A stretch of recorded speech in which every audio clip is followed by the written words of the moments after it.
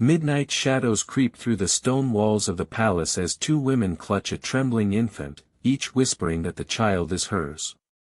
The air is thick with the scent of oil lamps and the rustle of robes, while the murmuring crowd presses close, waiting for the king's judgment.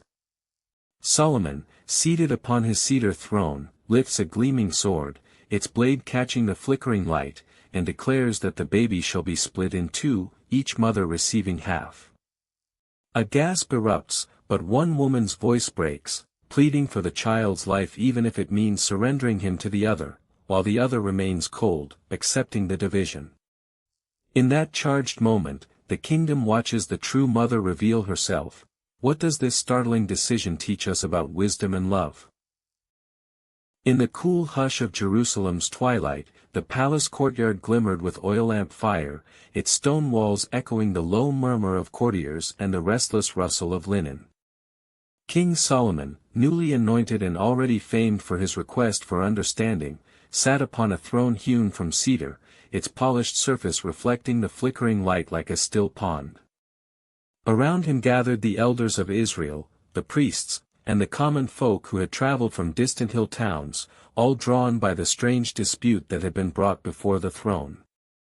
Two women, both veiled in simple wool, stood shoulder to shoulder in the center of the courtyard, each cradled a tiny, swaddled infant whose soft breaths rose in faint clouds of steam in the chill night air.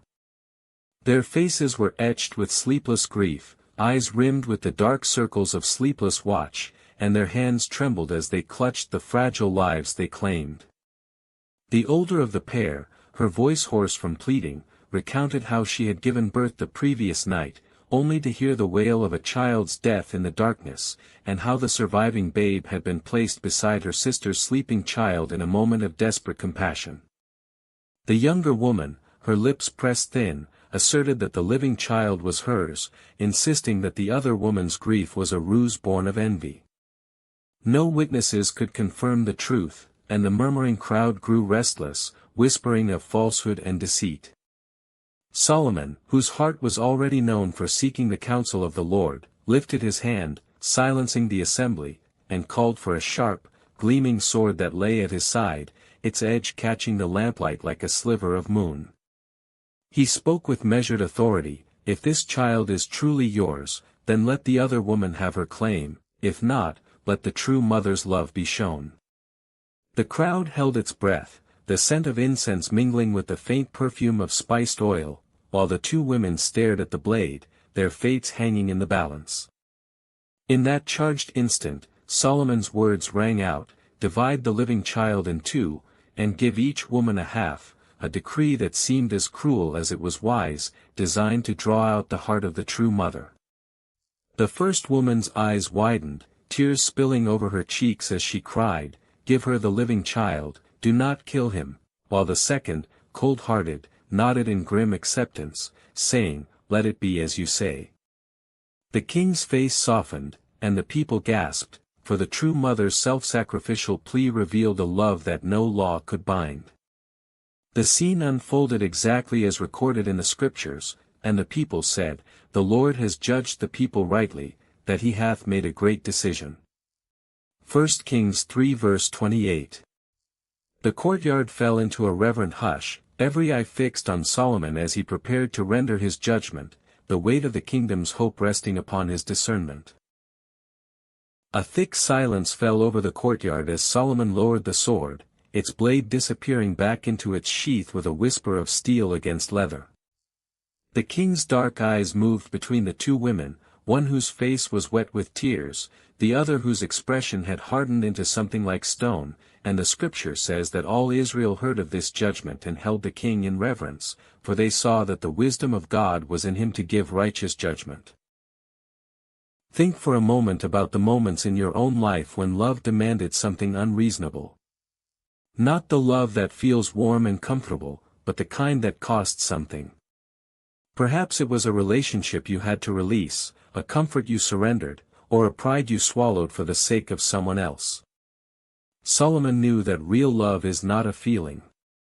It is a willingness to give up what is yours so that another may have it. The impostor woman could agree to the sword because the child was never really hers. She wanted victory, not relationship. But the true mother would rather lose her son than lose his life. That is the difference between possession and love. Love holds loosely. Love lets go when holding on would destroy what it claims to cherish. Solomon's wisdom was not cleverness or cunning. It was understanding that every human heart, when pressed to its deepest truth, will reveal what it truly values. God gave Solomon wisdom to see through pretense, and in that moment, he gave Israel a glimpse of something greater, a kingdom where righteousness dwells, where the righteous king will one day judge with perfect knowledge. The Apostle James wrote that we should ask God for wisdom, and he will give it generously without finding fault. Solomon asked, and he received. What are you asking God for today? And what would happen if you asked not for success or comfort, but for the wisdom to know what is true and the love to act upon it? The crowd is still waiting. The sword is still sheathed. And the king is about to speak. The courtyard seemed to hold its very breath. No one moved. Even the oil lamps flickered as if the air itself had grown too heavy to carry their flames. The two women stood where Solomon had placed them, separated now by a widening gulf of silence, the one whose veins had turned to ice, her hands folded across her chest like a woman awaiting a merchant's verdict over a bolt of cloth, and the other who had crumpled forward, her knees kissing the cold stone, her forehead pressed to the ground as though she might crawl beneath it and disappear. Between them, on a low cushion of dyed wool, the living child stirred. He was perhaps 7 days old, his skin still mottled with the redness of new life, his fingers curling and uncurling around nothing, searching blindly for the warmth he had known inside his mother's womb. A single whiff of incense curled past his face, and he turned toward it, a tiny gesture that made the true mother's sobs break open anew. The crowd watched the infant's unknowing movements with something like horror, for every flicker of his limbs made the cruelty of Solomon's command more vivid. A soldier had arrived at the king's command, his sword drawn and gleaming, its handle wrapped in black leather worn smooth by years of use. He stood at the edge of the cushion, waiting, the blade held upright like a monument to the king's will. The metal caught the lamplight and threw a long, dancing shadow across the flagstones, a shadow shaped like death itself, stretched and thin, reaching toward the swaddled child with an almost living hunger. Someone in the back of the crowd retched. A woman near the front fainted, and her husband caught her, lowering her gently to the ground without taking his eyes from the throne. The elders on either side of Solomon sat rigid, their beards bristling, their hands gripping the arms of their seats as though they might launch themselves forward to stop what was about to happen. One of them, a man whose face was seamed with age and authority, leaned slightly toward his neighbor and whispered something sharp and urgent, but the words were swallowed by the thick blanket of dread that lay over the assembly. Solomon did not move. He sat upon his cedar throne as still as the stones of the temple that would one day rise on the hill behind him, his hands resting open upon his knees, his face betraying nothing, not anger, not pity, not even the satisfaction of a trap successfully sprung. His eyes, dark and depthless in the lamplight, moved from the grieving mother prostrate on the ground to the cold woman who stood with arms crossed, and then down to the child whose life hung between them like a breath held too long. A bird called somewhere in the darkness beyond the palace walls, its cry sharp and solitary, and then silence returned, heavier than before. The king's lips parted. The crowd leaned forward as one, a ripple of bodies moving through the torchlit air, and in that motion there was a desperate collective hope, hope that the sword would be raised, hope that it would fall, hope that the nightmare would end one way or another, even if it ended in blood. But Solomon did not speak of the sword. Instead, he spoke of motherhood, his voice low and measured, carrying across the courtyard like the toll of a distant bell. He asked the woman who stood upright, the one whose heart had not flinched, whether she could truly bear to see the child divided. And she answered without hesitation, her voice flat and final, a stone dropped into still water, let it be divided. The words fell into the silence like a curse. The crowd murmured, a sound like wind through dry leaves, and the true mother lifted her head from the stone, her face transformed by anguish, her voice rising now not in the measured cadence of a petitioner but in the raw, animal cry of a mother watching her child approach the edge of a cliff. "My lord," she said, her words tumbling over one another, "give her the living child, in no wise kill him." The sound of her plea cut through the murmurs like a blade through linen, and for a moment the courtyard fell utterly silent, the only noise the faint, startled whimper of the infant who had felt, perhaps, some shift in the air around him, some tremor in the world that cradled him. Solomon's gaze lingered on her, and something flickered in his expression, not triumph, not even relief, but a quiet, solemn recognition, as though he had found what he was searching for at the bottom of a well. He knew now which woman had carried this child beneath her heart, which woman had felt his first kick, his first cry, his first grasp of her finger in the dark hours of the night. The other woman, the impostor, stood frozen, her composure cracked for just an instant, a tremor passing through her jaw like a fault line giving way. But she said nothing more, for there was nothing left to say. The truth had been dragged into the light by a mother's willingness to lose everything rather than watch her son die by the sword. Solomon rose from his throne. The cedar groaned beneath him as his weight left it, and the sound of his standing seemed to shake the very foundations of the courtyard. He descended the steps slowly, one by one, his robes dragging against the stone, and the crowd parted before him as though he were walking through water. He crossed the distance between the throne and the cushion where the child lay, and when he reached it, he did not look at the sword or the soldiers or the watching faces of the elders. He looked only at the child. His hand reached down, and the soldiers stepped back as though scalded. The king's fingers closed around the swaddled cloth, and he lifted the boy into the air, holding him aloft before the assembled multitude. The infant's cries rose thin and sharp, cutting through the smoke and the silence, and two women, one on her knees, one on her feet, strained toward that sound as though pulled by invisible cords.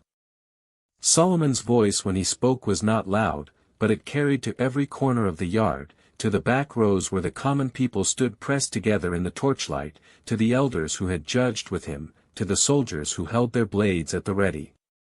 He said, "This child shall not be put to death. Give him to the woman who desired his life, for she is his mother." The words landed like stones. The true mother's knees buckled. She did not rise, she simply crumpled, her body shaking with sobs so violent they seemed to tear through her chest, her hands pressed to her mouth as though she might swallow her own joy.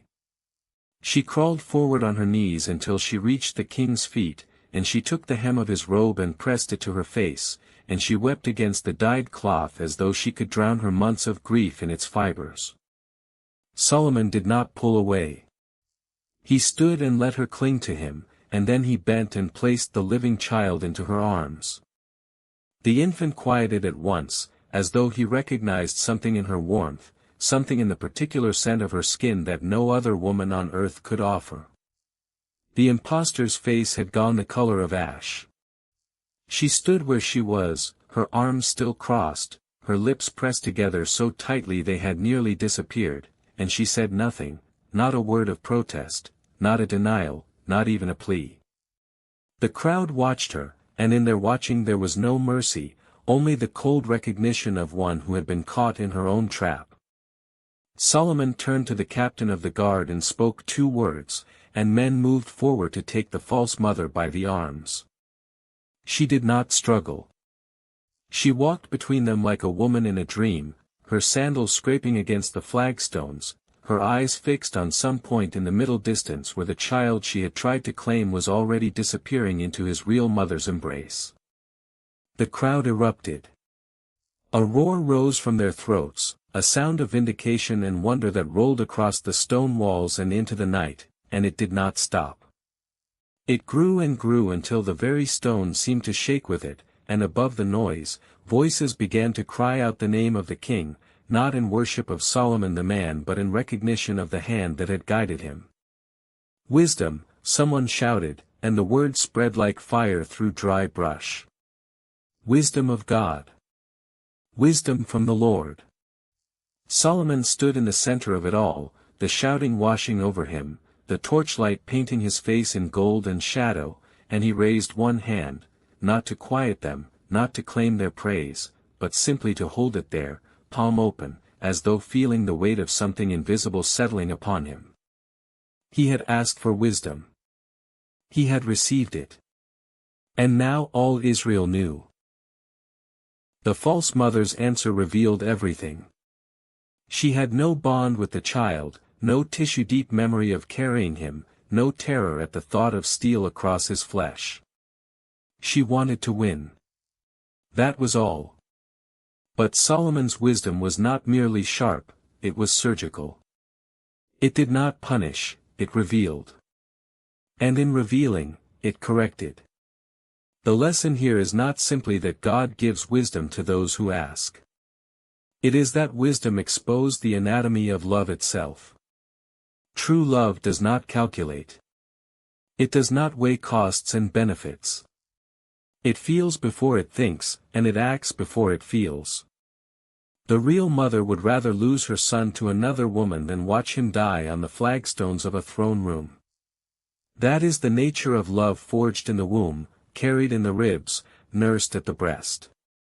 It will surrender what it wants most before it permits what it fears most. Solomon knew this. He had called for the sword not to harm the child, but to cut away the lie and find the truth beneath. And when he held that boy aloft in the lamplight, he was not showing off the power of his own mind. He was showing Israel what the wisdom of God looks like when it goes to work in a human heart. It cuts, yes. But it cuts to heal. And all Israel heard of the judgment which the king had judged, and they feared the king, for they saw that the wisdom of God was in him, to do judgment. The mother held her son against her chest as though the space between them had become sacred ground.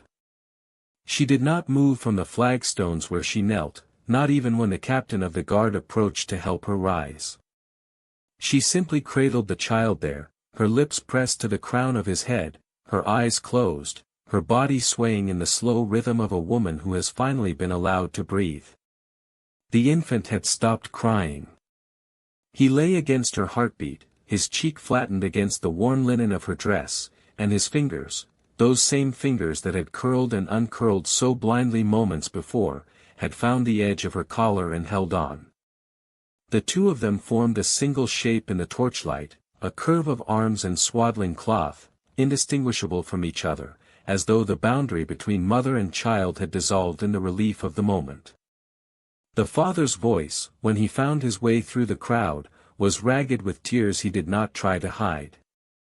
He knelt beside his wife and placed one trembling hand on the back of their son's head, and for a long moment the three of them stayed there, a family made whole again on the cold stone floor of a throne room.